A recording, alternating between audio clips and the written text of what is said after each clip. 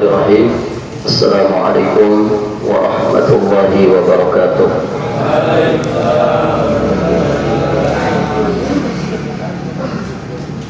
Alhamdulillahilladzi arsala rasulahu bil huda wa dinil haqq liyudhhirahu 'ala ad-dini kullih wa kafa billahi shahida. Asyhadu an la ilaha illallah wahdahu rabbi la syarika lah wa asyhadu anna muhammadan abduhu wa rasuluh. Qala Allah ta'ala fi kitabihil karim, ya ayyuhalladzina amanu taqullaha wal tanzur nafsum ma qaddamat lighad wattaqullaha innallaha khabirun bima ta'malun. Para hadirin jamaah rahimani wa rahimakumullah, alhamdulillah kita senantiasa bersyukur kepada Allah Subhanahu wa taala atas segala limpahan nikmat, taufik, hidayah dan juga inayah yang senantiasa menyertai kita semua, sehingga pada kesempatan yang berbahagia ini kita bisa melaksanakan kegiatan kita, tugas-tugas kita masing-masing, tentu semua itu dengan pertolongan dari Allah Subhanahu wa taala. Salawat dan salam semoga Allah limpahkan kepada Nabi kita yang mulia, Nabi Muhammad sallallahu alaihi wa alihi wasallam, beserta seluruh keluarganya, para sahabatnya, para tabi'in, atba'u tabi'in, wa man ittaba'ahum bi ihsanin ila yaumiddin. Salah satu sunnah di hari Jumat adalah kita memperbanyak sholawat kepada Rasulullah sallallahu alaihi wa alihi wasallam. Setiap hari ya kita sangat dianjurkan untuk bersolawat kepada Nabi, lebih-lebih di hari ini, hari Jumat. Para hadirin jamaah yang dirahmati Allah, sangat ditekankan untuk kita memperbanyak sholawat kepada Rasulullah sallallahu alaihi wasallam. Para hadirin jamaah yang dirahmati Allah, salah satu penyakit hati yang sangat berbahaya, efek buruknya menimpa dunia kita, bahkan sekaligus yang lebih parahnya menimpa agama dan juga menimpa kehidupan akhirat kita. Apa penyakit hati yang dimaksud? Yakni penyakit malas. Malas itu merugikan, tidak hanya untuk urusan dunia, tapi juga untuk urusan agama dan juga urusan akhirat kita. Oleh karenanya Rasulullah sallallahu alaihi wasallam beliau mengajarkan kepada kita satu doa supaya kita dilindungi oleh Allah Subhanahu wa taala dari sifat malas. Ya, doanya ada yang hafal doanya? Memang dikosongi rasa diri. Ini doa ini seharusnya dibaca setiap hari, karena memang pemalas itu, para hadirin jamaah yang dirahmati Allah, hidupnya akan merugi, tidak hanya untuk dunianya, bahkan untuk kehidupan akhiratnya. Nabi mengajari kita satu doa, Allahumma inni a'udzubika minal ajzi wal kasal wal jubni wal bukhli wa dhala'id daini wa qahrir rijal. Ya Allah, sesungguhnya aku berlindung kepadamu dari penyakit, dari sifat lemah, ajaz, kemudian dari sifat kasal, penyakit malas, wal jubni, dari sifat pengecut, wal bukhli, dari sifat pelit, wa dhala'id dain, dari terlilit hutang, wa qahrir rijal, dan dari penguasaan seseorang atas diriku. Ada 6 poin di sini di mana Nabi Shallallahu Alaihi Wasallam memintakan perlindungan dari Allah Subhanahu Wa Taala. Pertama, sifat lemah. Lemah yang dimaksud di sini lemah hati, bukan lemah fisik. Karena orang yang hatinya kuat walaupun fisiknya lemah, maka fisik lemah itu tidak menjadi hambatan. Tapi kalau orang jasadnya, fisiknya kuat tapi hatinya lemah, hadirin jamaah yang dirahmati Allah, maka fisik yang kuat tidak manfaat. Ini namanya penyakit atau sifat lemah, lemahnya hati. Kemudian yang kedua tadi yang sedang kita bahas, Nabi berlindung dari sifat malas. Ajas dan kasal ini adik kakak, ya, dia selalu bersanding. Kalau orang lemah hatinya, biasanya menjadikan dia malas. Kalau malas terhadap urusan dunia, resikonya sekedar dunia. Resiko terbesar dunia itu apa, jemaah? Resiko terbesar dunia itu apa? Miskin. Resiko terbesar di dunia kematian. Orang kalau tidak hati-hati di jalan, resikonya tabrakan. Ya. Orang kalau tidak semangat profesional di dalam bekerja, resikonya di PHK. Kan begitu. Nah, resiko dunia paling mengerikan itu, atau resiko dunia paling besar itu adalah kematian. Kalau di dunia, ya resikonya hanya sebatas itu. Tapi resiko akhirat, waliyadzubillah, kalau kita malas terhadap urusan-urusan agama kita malas untuk belajar agama, untuk memperbaiki iman dan amal soleh kita, maka resikonya resiko akhirat. Resiko akhirat, para hadirin jamaah yang dirahmati Allah, yang terbesar adalah disiksa di dalam api neraka kekal abadi untuk selama-lamanya. Maka malas ini berbahaya sekali. Orang kalau sudah memiliki sifat malas, apalagi malasnya itu adalah menjadi karakter dirinya, tidaklah didapati orang tersebut kecuali dalam keadaan malas, maka dunianya rugi, alam barzahnya rugi, di akhirat pun dia akan merugi. Tergantung, ya, mana yang dominan dia di saat dia malas, apakah untuk urusan dunia ataukah untuk urusan agama. Maka hadirin jamaah yang dirahmati Allah, dalam hidup ini kita butuh sesuatu yang selalu menjadikan kita itu selalu semangat, optimis, energik menghadapi segala permasalahan yang kita hadapi, baik terkait urusan dunianya, lebih-lebih terkait urusan agama. Dia selalu punya semangat. Nah, banyak hal yang bisa menjadikan kita selalu semangat. Di antaranya yang paling mendasar, dan ini diakui oleh seluruh manusia, ahli dunianya mengakui, bahkan di dalam Islam ini sangat-sangat ditekankan. Apa itu, para hadirin? Yang selalu membuat kita semangat dan energik dalam keseharian kita. Ada yang tahu jawabannya? Nanti dapat hadiah, tapi dari panitia, ya. Apa jawabannya? Bersyukur kepada Allah. Antum kalau ikuti seminar-seminar motivasi apapun, mau motivasi usaha, kerja, bisnis, barakallahu fiikum, ini selalu ada di poin ini. Orang bangun tidur, yang harus pertama dilakukan itu adalah bersyukur. Begitu kan? Loh, Islam sudah dari dulu mengajari itu. Doa bangun tidur apa? Alhamdulillah. Bersyukur kan? Alhamdulillah alladzi ahyana ba'da ma amatana wa ilaihin nusyur. Itu doa bangun tidur. Segala puji hanya milik Allah yang telah menghidupkan kami setelah sebelumnya mematikan kami. Jadi tidur itu saudara kematian. Maka hati-hati, ya, yang suka tidur biasanya cepat, ya, lagi khutbah Jumat tidur, lagi pengajian tidur, ya. Sedang kerja saja kadang tidur, kan begitu.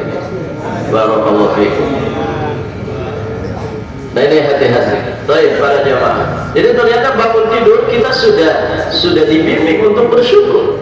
Alhamdulillah alladzi ahyana ba'da ma amatana wa ilaihin nusyur.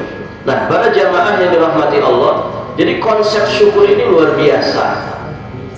Dan ini, konsep ini para jamaah, ini dipahami oleh syaitan, dipahami oleh iblis dan bala tentaranya, dari setan bangsa jin juga setan bangsa manusia. Kalau seorang hamba itu bersyukur, maka syukurnya itu melahirkan kebaikan yang sangat besar, melahirkan semangat untuk mencari dunia, semangat untuk beriman dan beramal ibadah. Ini dipahami oleh iblis. Oleh karenanya salah satu misi iblis menjadikan manusia tidak bersyukur kepada Allah. Ini ditegaskan oleh Allah Subhanahu wa taala di surat Al-A'raf ayat 16 ayat 17.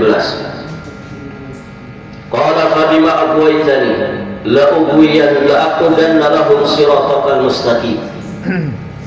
Ini janjinya iblis. Iblis menyatakan, ya Allah, wahai Rabbku, karena engkau telah menghukumku sehingga aku tersesat dalam kesesatanku, maka benar-benar, ini katanya iblis, benar-benar akan aku palingkan, akan aku halang-halangi manusia, anak keturunannya Nabi Adam alaihissalam, dari jalanmu yang lurus. Ini janji sumpah iblis di hadapan Allah. Aku akan memalingkan seluruh anak keturunan Adam dari jalanmu yang lurus. Tidak berhenti di situ. Kemudian kata iblis, "Tsumma la'atiyannahum." Kemudian aku benar-benar akan datangi mereka, min baini aydihim wa min khalfihim, dari arah depannya, dari arah belakangnya, wa an aymanihim wa an syama'ilihim, dari kanan dan juga dari kirinya.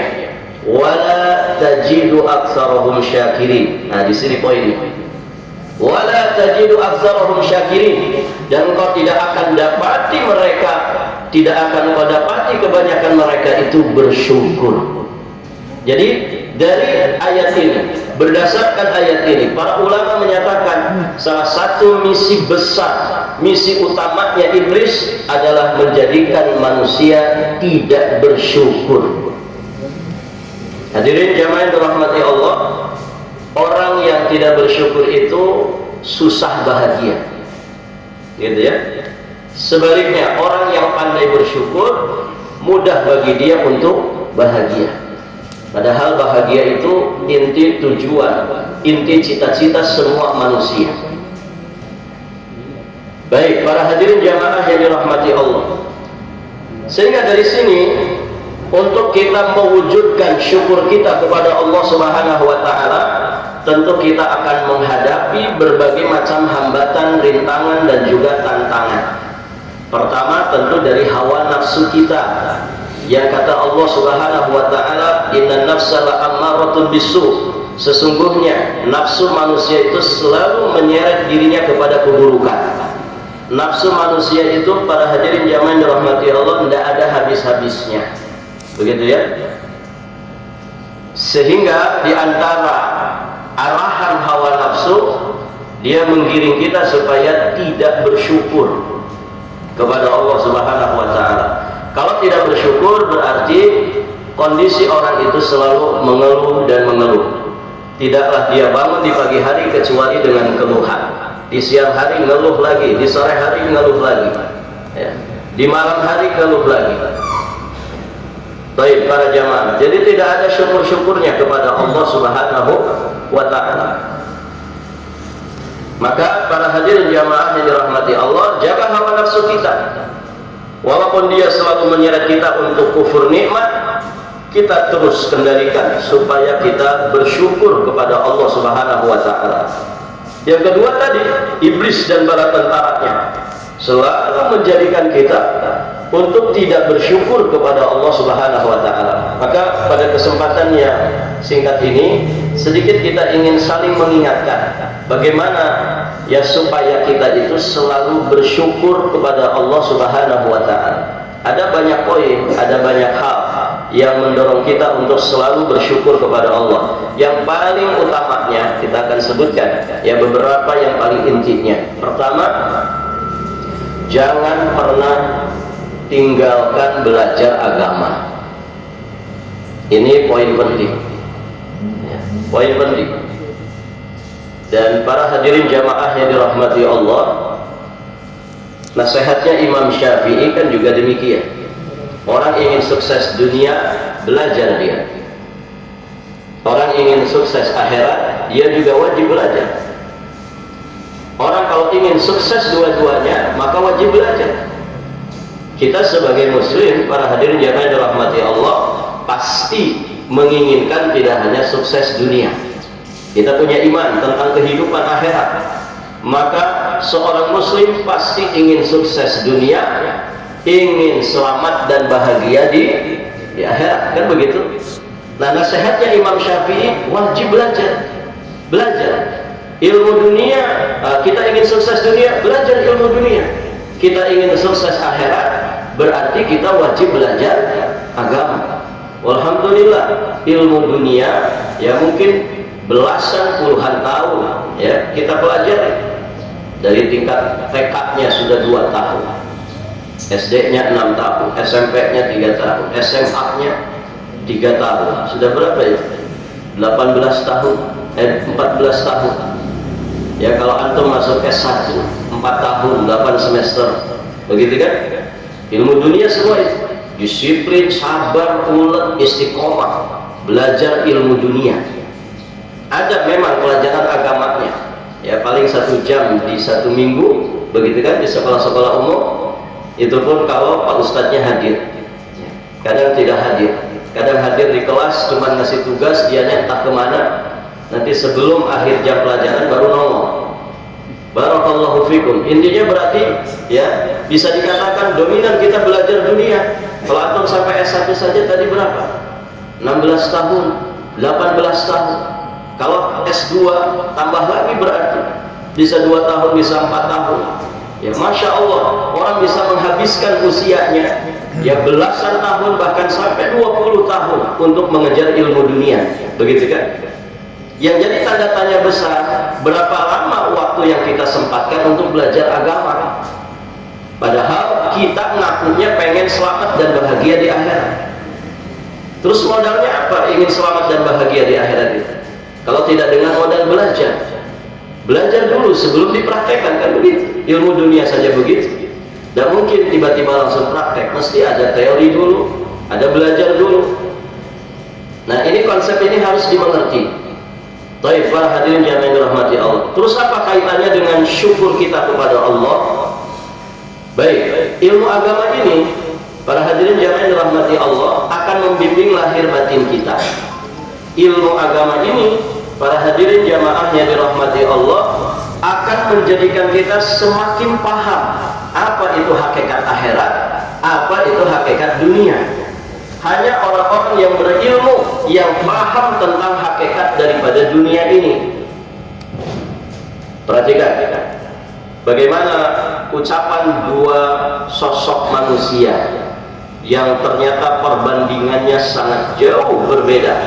Yang satu sosok yang berilmu, manusia yang mulia, istimewa di sisi Allah Subhanahu wa taala. Yang satu sosok manusia yang dimurkai Allah, manusia jahil, sombong dan dimurkai Allah Subhanahu wa taala. 2 sosok yang dimaksud pertama adalah Nabiullah Sulaiman alaihi salam. Pada kenal Nabi Sulaiman? Apa istimewanya Nabi Sulaiman? Beliau seorang nabi, beliau seorang rasul, jelas ya. Apalagi beliau seorang raja. Jadi kalau ditanya nabi yang jadi raja, diantaranya adalah Nabi Sulaiman. Baik. Kalau raja identik dengan apa? Ada turunan raja di sini? Ada. Raja itu identik dengan apa? Istri yang banyak. Waduh, istri terus ini. Baik. Raja itu identik dengan kekayaan, identik dengan keberlimpahan, identik dengan kemewahan. Raja Indonesia saja kan luar biasa, istananya ada berapa? Sudah punya istana, pengen bikin lagi istana, kan begitu? Namanya raja. Identik dengan kekuatan, identik dengan kedudukan, identik dengan keberlimpahan, identik dengan kekayaan, masya Allah, kemewahan. Ya, nggak ada ceritanya raja miskin. Kalau raja sederhana mungkin ada, dia walaupun kaya raya, serba ada, serba punya, tapi tetap bersahaja ada. Tapi kalau raja miskin, rasa-rasanya jarang ada ceritanya. Ini Nabi Sulaiman alaihissalam, masya Allah, beliau seorang nabi, seorang rasul, seorang raja. Kemudian apa lagi istimewanya Nabi Sulaiman? Beliau punya mukjizat, bisa memahami bahasa binatang, paham bahasa semut. Gitu kan? Zaman sekarang juga ada itu orang yang ngaku-ngaku paham bahasa semut. Kalau Nabi Sulaiman mukjizat. Kalau orang sekarang ngaku bisa ngobrol sama semut, ngumpulin semut, ya, sidang paripurna dengan semut, ngobrol sama Nabi Khidir, ya, ngobrol sama malaikat maut. Ini mukjizat atau apa ini? Nabi Sulaiman mukjizat. Allah yang kemudian menganugerahkan kepada dirinya. Masya Allah, para hadirin jamaah yang dirahmati Allah, Nabi Sulaiman dengan segala kelebihan, keistimewaan yang Allah Subhanahu wa Ta'ala limpahkan kepada dirinya, apa yang terucap dari lisannya? Beliau menyatakan, disebutkan di surat An-Naml ayat 40. An-Naml itu artinya semut. Di surat An-Naml ayat 40, beliau menyatakan, qala hadza min fadli rabbi. Nabi Sulaiman berkata, hadza min fadli rabbi. Ini adalah karunia, ini adalah kelebihan, keistimewaan, anugerah dari Rabbku.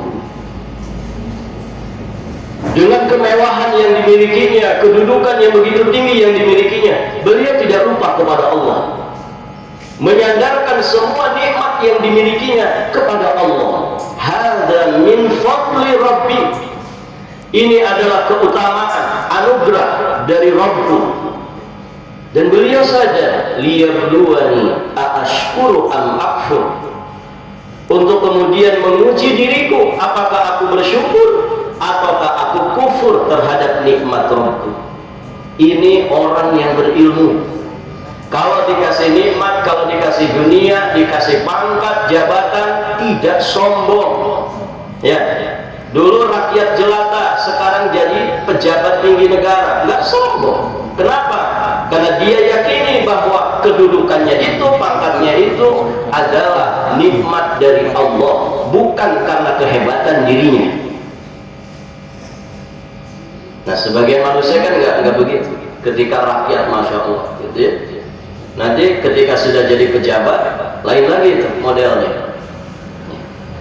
Tidak mau gaul sama orang miskin, misalnya, gengsi katanya. Orang miskin itu virus. Nanti menyebarkan virus kemiskinan. Padahal dulu juga dia rakyat jelata, miskin, tidak hormat, tidak menghormati orang-orang miskin di bawah. Nasallallahu al-afwa wal afiyah wassalam. Lihat Nabi Sulaiman.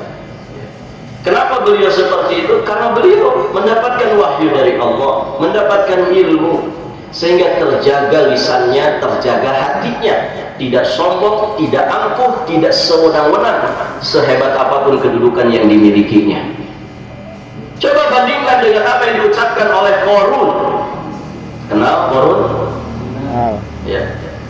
Kalau ada orang gali sesuatu, tiba-tiba nemu emas 2 kilo, apa dia bilang? Saya nemu harta karun. Itu saking banyaknya harta si Qarun ini. Ya.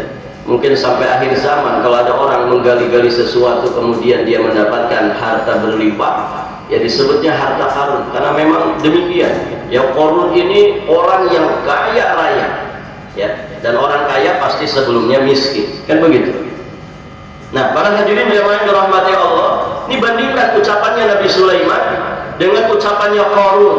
Qarun diberi ujian oleh Allah Subhanahu wa Ta'ala dengan keberlimpahan harta. Ya kan? Disebutkan, dikisahkan dalam Al-Quran bahwa kunci-kunci gudang hartanya tidak bisa diangkat kecuali oleh orang-orang yang punya tenaga besar. Itu cuma kuncinya saja. Segede apa gudangnya, sebanyak apa hartanya. Tapi ternyata tidak menjadikan dia tawadhu, tidak menjadikan dia syukur dengan nikmat Allah Subhanahu wa taala. Sebaliknya justru dia malah kufur nikmat. Dia sombong, dia angkuh. Para hadirin jamaah yang dirahmati Allah. Nah, bukti kesombongannya Allah kisahkan apa yang keluar dari lisannya. Qarun mengatakan, disebutkan di surat Al-Qasas ayat 78, innama utituhu ala ilmin indi. Ya, sesungguhnya aku diberi harta kekayaan ini karena memang ilmu yang ada pada diriku. Ya, dia lupa kepada Allah. Dia lupa kepada Allah. Ya, disangkanya keberlimpahan hartanya itu adalah karena dia pandai di dalam berdagang, dia jago di dalam berbisnis, dia piawai di dalam berusaha. Na'udzubillah. Nah, ini banyak orang yang mirip-mirip Qarun ini, sombong dengan apa yang ada pada dirinya. Ya, pantaslah kalau hidupmu belangsa, kamu kan cuma S1, SD maksudnya, lulusan SD. Kalau saya S1 beneran, begitu ya, jurusannya ini. Ya pantaslah kalau gaji kita berbeda. Dia sombong, merendahkan orang lain, kemudian mengangkat dirinya sendiri. Baik, padahal para hadirin jamaah yang dirahmati Allah, siapa kita? Ya kan? Dulu lahir ke alam dunia, bawa apa kita? Nggak ada yang bawa apa-apa. Ya, sehelai benang saja tidak. Ya, apalagi uang dolar. Nggak ada. Semuanya lahir dalam keadaan tidak mengerti apa-apa, dalam keadaan tidak membawa apa-apa. Nanti kita mati juga demikian. Ya kan? Wallahu akhrajakum min butuni ummahatikum la ta'lamuna syai'a. Allah yang mengeluarkan kalian dari dalam perut ibu-ibu kalian dalam keadaan tidak mengerti apapun. Jadi kalau sekarang kita jadi pandai berusaha, ahli bisnis, mengerti teori ekonomi, itu anugerah dari Allah. Allah yang mengilhamkan ilmu kepada kita sehingga kita memiliki pengetahuan tentang dunia ini. Bukan semata-mata karena kita cerdas, IQ kita di atas rata-rata, bukan. Itu murni anugerah dari Allah Subhanahu wa ta'ala. Mohon maaf para jamaah, rezeki itu kan sudah ada jatahnya masing-masing. Tugas kita ikhtiar, tawakal, doa, kan begitu. Tidak mesti pendidikan yang tinggi itu kemudian menjadikan seseorang pasti ya rezekinya berlimpah. Banyak S1 pengangguran, S2 pengangguran. Saya pernah ketemu di Batakkan sana ya beberapa tahun lalu. Si bapak ini buta huruf, Pak. Buta huruf. Ya. Tapi dia punya apa namanya proyek-proyek itu di Bali, di Balikpapan, ya di beberapa tempat. Itu proyeknya nilainya miliaran. Si bapak itu buta huruf. Karyawannya S1 semua. Kebayangkan? Karyawannya S1 semua. Saya ngobrol langsung, Pak, gimana kalau ada surat menyurat tanda tangan anak buah saja, Ustaz? Saya suruh anak buah, nggak takut ditipu kan? Alhamdulillah enggak. Ya. Rezeki sudah ada yang ngatur. Masya Allah, para jamaah, SD saja nggak hatam, SD nggak tamat. Itu kalau urusan rezeki, Masya Allah. Tapi bukan berarti kalau gitu Ustaz nggak usah belajar, enggak begitu maksudnya. Tapi kita ini mesti bersyukur kepada Allah apapun yang Allah berikan. Ikhtiar yang maksimal disertai dengan doa dan tawakal. Urusan rezeki pasrahkan kepada Allah.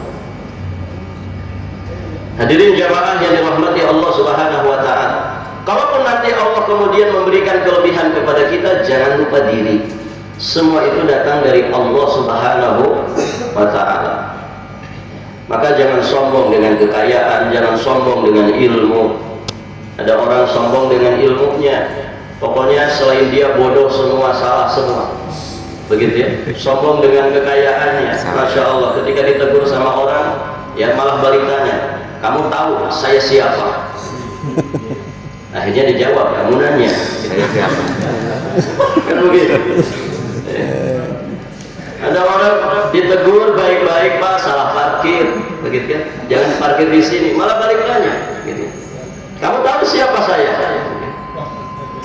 kira-kira orang kalau modelnya begitu, apa itu? Kesombongan.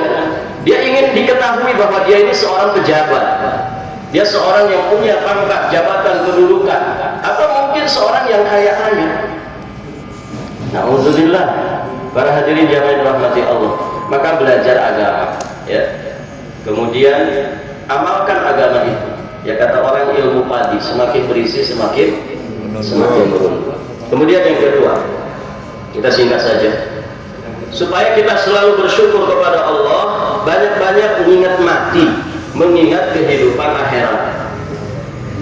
Ini perintah dari Nabi, aksiru dzikra hadhimil laddat, perbanyaklah oleh kalian mengingat pemutus segala kelezatan.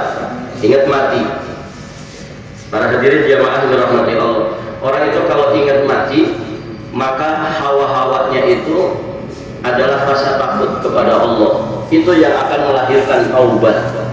Orang kalau mengingat kehidupan akhirat, maka pasti dia ada harapan ingin selamat dan bahagia di akhirat, dan itu adalah rasa harap.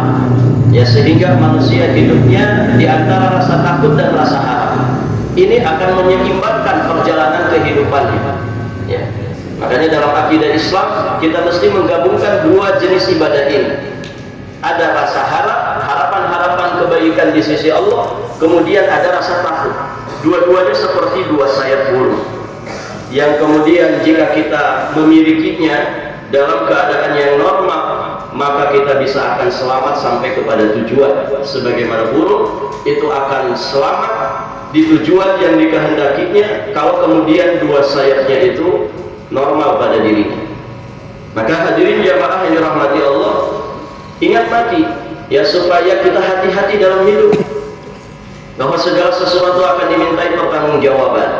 Tsumma latus'alunna yauma idzin 'anil na'im. Mohon maaf para jamaah, terkadang kemiskinan itu lebih membahagiakan dan lebih menyelamatkan. Terkadang keadaan orang itu sakit lebih membahagiakan dirinya dan lebih menyelamatkan dirinya.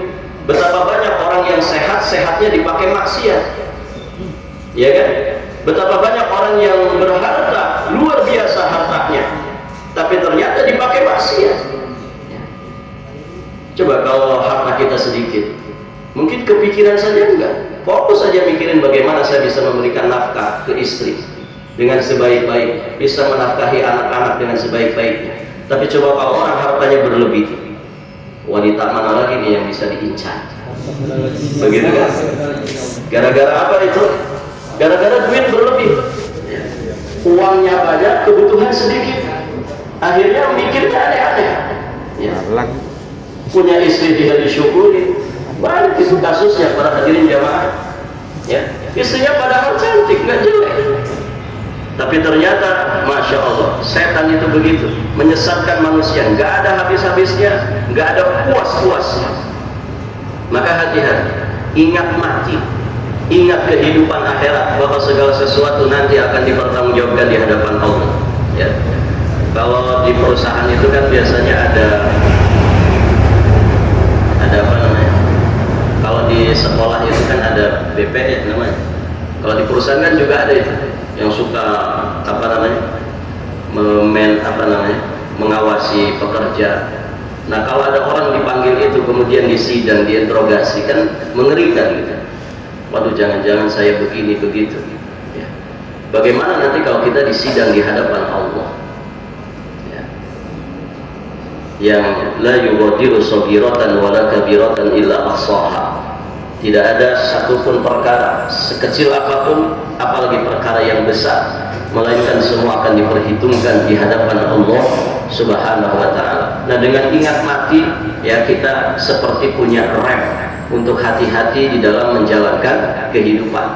Apakah kemudian kita dalam kesendirian atau ketika bersama banyak manusia.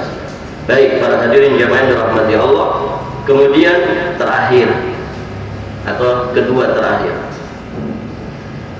melihat ke bawah dalam urusan dunia. Nah, ini penting. Selalu melihat orang-orang di bawah kita dalam urusan dunia. Ini konsep syukur yang diajarkan oleh Nabi. Kata Nabi SAW, la tanzuru ila man huwa fawqakum, unzuru ila man huwa asfala minkum wa la tanzuru ila man huwa fawqakum. Lihatlah kepada orang-orang yang di bawah kalian dan janganlah kalian melihat orang-orang yang di atas kalian. Fa innahu fa huwa ajdaru alla tazdaru nikmatallah. Karena itu lebih layak bagi kalian sehingga kalian tidak meremehkan mengkufuri nikmat Allah. Para hadirin, ini konsep syukur. Dan konsep ini bukan berarti menjadikan kita malas untuk mencari dunia. Ini jangan salah paham ya. Tapi ini terkait dengan urusan hati kita. Bagaimana nih menjaga hati supaya selalu bersyukur kepada Allah. Lihat orang-orang di bawah kita dalam urusan dunia. Dunia itu ya macam-macam, pangkat, jabatan, kedudukan, harta, penampilan, begitu ya. Semua urusan dunia lihat kepada orang-orang di bawah kita. Supaya apa? Supaya nikmat Allah yang ada pada diri kita tidak diremehkan. Hadirin, kalau kita selalu melihat orang di atas kita, ya, mohon maaf ya, orang itu kalau selalu mendongak kepalanya ke atas. Coba kalau kita di bawah pohon, misalkan pengen ngambil buah-buahan sambil lihat ke atas terus, nggak usah 5 menit, ya 2 menit saja kita mendongak terus ke atas, pegel, capek. Bagaimana lagi kalau hati kita yang selalu melihat kepada orang-orang di atas kita dalam urusan dunia, capek hati, bikin nyesek, begitu kan? Kita sedang antri di jalan raya, di jalan nasional, tiba-tiba ada yang ngomong tidak antri, nyesek enggak? Nyesek. Sambil dikawal entah berapa mobil yang mengawal. Kalau melihat di atas orang-orang yang di atas kita, maka selama-lamanya kita akan tidak bersyukur kepada Allah. Maka kata Nabi, lihat orang-orang di bawah kita dalam urusan dunia. Kita masih kerja, alhamdulillah. Di Jawa banyak pabrik tekstil tutup, ribuan karyawan di PHK, ya di beberapa kota. Kita alhamdulillah masih kerja, masih punya penghasilan, masih bisa nafkahi istri dan anak-anak. Syukuri, disyukuri. Itu akan membuat kita selalu semangat di dalam hidup. Kemudian para hadirin jamaah yang dirahmati Allah Subhanahu wa taala. Terakhir, banyak berinteraksi dengan orang-orang soleh dari kalangan fuqara dan masakin. Sebagian orang, para hadirin, alergi kalau bermuamalah sama orang miskin. Virus Ustaz katanya orang miskin itu madesu, masa depan suram gitu. Nanti kita ketularan virus miskin. Enggak begitu. Justru Nabi SAW dalam satu kesempatan, ada di riwayat Imam Abi Daud, kata Nabi, "Ubghuni du'afa fa innama turzaqun wa tunsarun bi du'afaikum." Carikan untukku kaum du'afa. Kenapa kata Nabi? Karena sesungguhnya kalian itu dikasih rezeki, kalian itu ditolong, diberi kemenangan oleh Allah Subhanahu wa taala gara-gara kaum du'afa yang ada di tengah-tengah kalian. Mohon maaf para hadirin jamaah yang dirahmati Allah. Seorang owner perusahaan, ya, dia tidak akan bisa berbuat apa-apa kalau kemudian nggak ada kaum du'afa yang kemudian jadi karyawannya. Seorang kaya raya akan kesulitan mencari pembantu rumah tangga, mencari tukang kebun di rumahnya, kalau bukan dari kalangan menengah ke bawah. Maka ketika jadi orang kaya jangan sombong. Anda bisa jadi kaya karena adanya orang-orang miskin. Anda jadi seorang yang kuat, berpangkat, berjabatan karena ada rakyat jelata, orang-orang lemah di bawah. Maka hadirin jamaah dirahmati Allah, Masya Allah, kalau kita berinteraksi dengan orang-orang miskin, itu ada pelajaran tersendiri bagi kita untuk kemudian kita selalu bersyukur. Coba perhatikan para hadirin jamaah dirahmati Allah, kita pernah menyaksikan ada seorang tukang parkir Pak, dikasih duit 10.000, tertegun dia, menjem mata, alhamdulillah ya Allah, alhamdulillah ya Allah.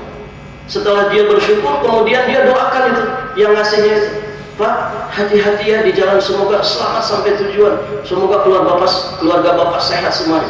Ayo saya panggil mobil. Masya Allah, para diri zaman 10.000 yang bagi sebagian kalangan mungkin gak ada nilainya. Ada orang ngopi segelas gini Pak, 70.000, 50.000 ngopi. Kalau cuma 10.000 ya gak ada nilainya. Satu gelas kopi sampai saja 50.000 di kafe yang terkenal. Kita kalau melihat orang seperti itu, Masya Allah, akhirnya apa? Orang sesederhana itu untuk bersyukur kepada Allah. Sebagiannya kadang angkat tangan, alhamdulillah ya Allah. Mungkin biasanya dia dapat 2.000, 1.000 gitu ya. Kadang ada orang ngasih 2.000 recehan 500-an 4 ya. Ngasihnya juga kadang nggak sopan sampai jatuh-jatuhan di bawah. Ketika dapat 10.000 bersyukurnya luar biasa, alhamdulillah ya Allah. Didoakan kita, orang yang ngasihnya didoakan. Begitu semangat dia memandu mobil kita. Lihat bagaimana orang sesederhana itu untuk dia bahagia. Maka para hadirin jamaah dirahmati Allah, jangan lupakan orang-orang miskin. Nah, Masya Allah, kalau ada kegiatan perusahaan, coba panggil orang-orang miskin, suruh makan di tempat kita, gitu ya. Diundang untuk makan. Ya. Cari informasi dari RT, mana keluarga miskin di sini, datangkan ke sini. Itu membuat kita bersyukur kepada Allah Subhanahu wa Ta'ala. Masya Allah, para hadirin, sebagian orang diundang makan saja bahagianya luar biasa. Apalagi setelah makan kita kasih berkat, begitu kan? Maka jangan lupakan orang-orang miskin. Karena mohon maaf, lingkungan pergaulan itu pengaruh ya.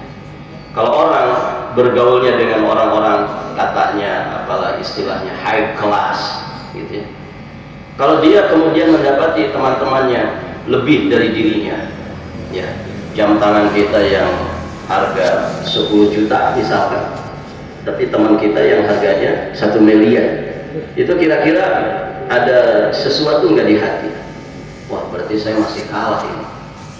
Akhirnya nggak ada syukurnya, padahal harga jam tangannya sudah mahal gitu ya. Harga jam tangannya sudah mahal, tapi karena dia lihat temannya jam tangannya lebih mahal dari dirinya, akhirnya nggak ada habis-habisnya. Selalu pengen dengan cara apapun. Akhirnya dia menghalalkan segala macam cara, begitu ya. Kalaupun harus dengan korupsi, harus dengan menzalimi. Ya. Nauzubillah. Maka berhati-hati, para hadirin jamaah yang dirahmati Allah. Lingkungan pergaulan itu sangat berpengaruh. Ya. Ada seorang jamaah pengajian, dia masuk ke satu pengajian, ternyata di situ tuh ibu-ibu pengajiannya ibu-ibu sosialitas semua, yang kalau pakai tasnya branded, kalau pakai abayanya branded. Akhirnya ya ibu-ibu yang mungkin miskin begitu ya, minder jadinya. Terus kalau mereka ngobrol seputar barang-barang mahal, si ibu ini tidak paham begitu ya, ini ngobrolin apa begitu kan, begitu para hadirin jamaah yang dirahmati Allah. Nah, ini lingkungan pergaulan ini sangat berpengaruh. Maka Nabi SAW mengingatkan kita supaya jangan meninggalkan orang-orang miskin ya, kaum du'afa, supaya kita selalu bersyukur atas segala nikmat yang Allah Subhanahu wa Ta'ala berikan kepada kita. Demikian para hadirin jamaah yang dirahmati Allah, ini saja yang bisa disampaikan pada kesempatan yang berbahagia ini. Semoga yang sedikit ini menjadi pengingat dan peringatan kita. Ada 4 poin yang tadi saya jelaskan, tips untuk selalu kita menjadi orang yang bersyukur. Ada yang bisa mengulangi 4 ini? Ada yang bisa mengulangi? Yang pertama tadi apa? Masa nggak ada yang nyator satupun? Yang pertama apa? Belajar ilmu agama. Yang kedua, supaya kita selalu bersyukur, ingat mati, ingat kehidupan akhirat. Yang ketiga, selalu melihat ke bawah dalam urusan dunia. Ini menjaga hati supaya selalu bersyukur. Yang terakhir tadi, bermuamalahlah dengan orang-orang soleh dari kalangan fuqara, masakin dan juga du'afa. Demikian, semoga bermanfaat. Aku qouli hadza, akhiru da'wana alhamdulillahirabbil alamin. Assalamualaikum warahmatullahi wabarakatuh.